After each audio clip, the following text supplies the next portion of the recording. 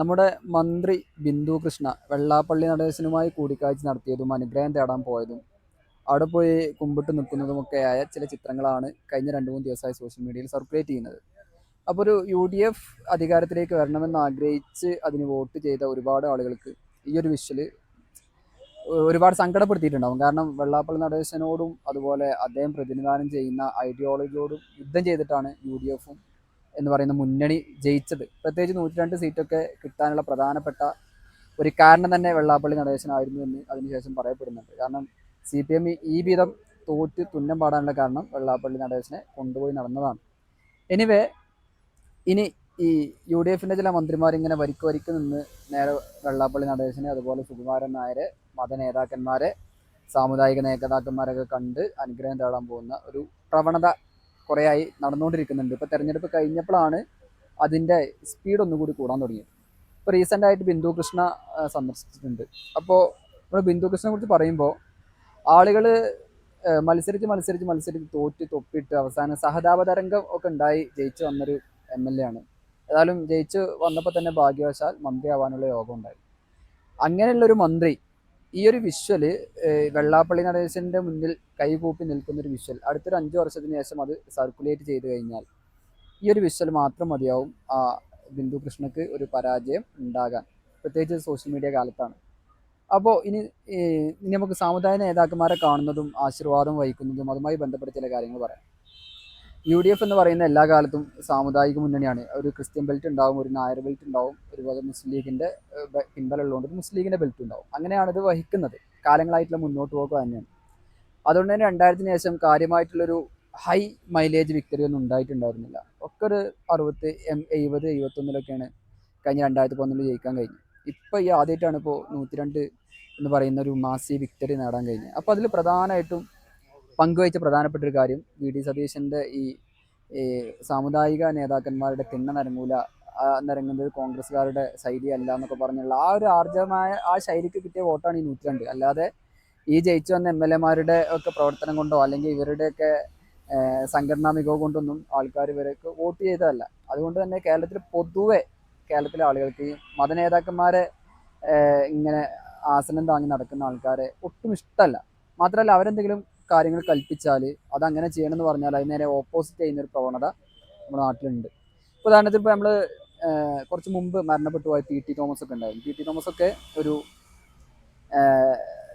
ക്രിസ്ത്യാനിയാണ്, പറഞ്ഞിട്ട് കാര്യമില്ല. ക്രിസ്ത്യൻ ഫാദർമാരെ ഒന്നും അത്യാവശ്യം പീഡിപ്പിച്ച മനുഷ്യനായിരുന്നില്ല. അതുകൊണ്ട് തന്നെ അവർക്കിടയിൽ PT തോമസിനെതിരെയൊക്കെ ആ കാലത്തിൽ അദ്ദേഹം മത്സരിക്കുന്ന കാലത്തും അദ്ദേഹം പ്രവർത്തനം നടത്തുന്ന സമയത്തൊക്കെ അദ്ദേഹത്തിനെതിരെ കാര്യമായ എതിർപ്പ് ഈ ക്രിസ്ത്യൻ ഫാദർമാരുടെ അടുത്തുനിന്നുണ്ടായിരുന്നു. പക്ഷെ എല്ലാ കാലത്തും PT തോമസ് സിമ്പിളായിട്ട് ജയിച്ചു പോകും. ഇനി വേണ്ട, ഇനി VD സതീശൻ്റെ കാര്യം തന്നെ പറയാം. ഇപ്പോൾ 50% മുകളിൽ ഇവർ മാത്രം മത്സരിക്കുന്ന ഒരു മണ്ഡലമാണ് പറവൂർ. എന്നിട്ട് അവിടെയും വെള്ളാപ്പള്ളി നടേശനെ പോലെയുള്ള ആൾക്കാർ വർഗീയതയാണ് പരത്തുന്നത് എന്ന് പറഞ്ഞ്, അപ്പോൾ അത്തരത്തിൽ അത് ചെയ്യാൻ പാടില്ല എന്ന് പറഞ്ഞിട്ട് പോലും ഇവരെന്ത് ചെയ്യാണ്, VD സതീശന് വോട്ട് ചെയ്യാണ്. അതായത് ഇവരൊന്നും വെള്ളാപ്പള്ളി നടേശൻ മുന്നോട്ട് വെക്കുന്ന ഈ വർഗീയ അജണ്ടക്ക് മുന്നിൽ നിന്നു കൊടുക്കുന്നില്ല എന്നാണ് അതിന് മനസ്സിലാക്കേണ്ടത്.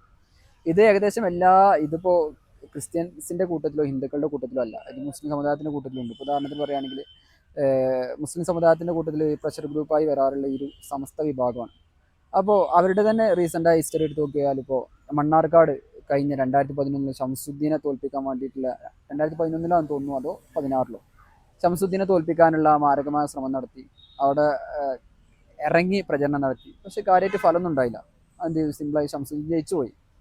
പിന്നെ അതേപോലെ ഇനി EK സമസ്തക്കാരുടെ കേസിലാണെന്നുണ്ടെങ്കിൽ ഇപ്പോൾ കഴിഞ്ഞ ലോക്സഭാ തെരഞ്ഞെടുപ്പിലൊക്കെ പൊന്നാനിയും മലപ്പുറത്തും ETM സമദാനിക്ക് തോൽപ്പിക്കാനുള്ള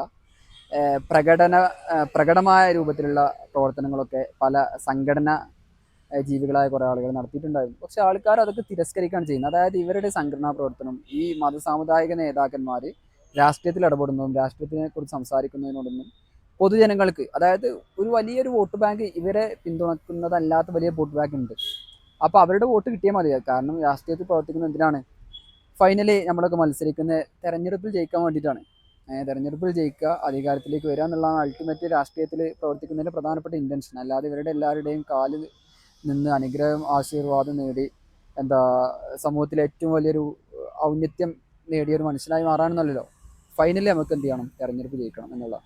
അപ്പോൾ തെരഞ്ഞെടുപ്പിൽ ജയിക്കാനുള്ള പണിയെടുക്കുന്നതിന് പകരം തോൽക്കാനുള്ള പണി എന്ത് ചെയ്യരുത്, എടുക്കരുത് എന്ന് പ്രിയപ്പെട്ട UDFിൻ്റെയും അതുപോലെ മറ്റു രാഷ്ട്രീയ പ്രവർത്തകരോടും അപേക്ഷിക്കുകയാണ്. ഇപ്പോൾ CPMൻ്റെ കേസ് തന്നെ പറഞ്ഞപ്പോൾ വാസവൻ, അതുപോലെ പിണറായി വിജയൻ, അതുപോലെ ഈ വെള്ളാപ്പള്ളി നടേശനെ താങ്ങി നടന്ന ഏകദേശം എല്ലാ ആൾക്കാരും പൊട്ടി പാളീസായി പോവുകയാണ് ചെയ്തത്.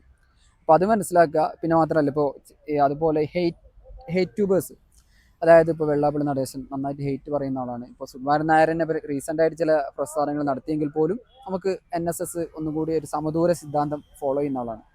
ഇപ്പോൾ അതുപോലെ തന്നെ നമ്മളെ മറുനാടൻ മലയാളി, അവരൊക്കെ മുസ്ലിം സമുദായത്തിനെതിരെയൊക്കെ കാര്യമായ പ്രവർത്തനങ്ങളും ഒക്കെ നടത്തിയ ആൾക്കാരാണ്.